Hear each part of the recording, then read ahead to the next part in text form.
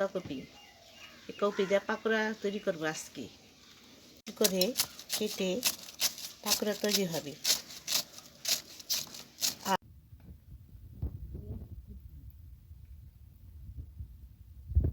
লবণ, তারপরে এখানে দিতে হয় 1 খাবলা বেসন দিয়ে ভালো মতো নেড়ে চেড়ে এটাকে তৈরি করতে হবে। তারপরে এটা দিয়ে ভাজতে হবে। একটা ডিম দিয়ে দিলে ভালো হয়, সব থেকে বেটার হয়। ডিমটা দিলে স্বাদ বাড়ে আর এটাকে ঘন করে দিয়ে এভাবে মেখে মেখে চটকি চটকি মাখতে হবে। চেষ্টা করে ছেড়ে দিতে হবে এবং ছেড়ে দিতে হবে।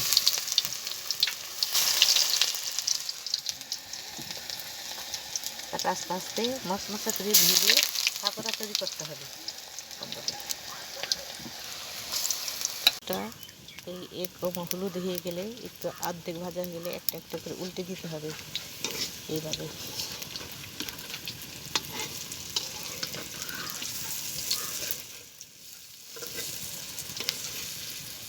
এভাবে একটা একটা করে সুন্দর করে উল্টে দিতে হবে। ভাজা হলে আস্তে আস্তে করে তুলে দিতে হবে। পুরো ভাজা হয়ে গেছে। এখন চিকন চালনির ধারায় একটা একটা করে তুলে ফেলতে হবে।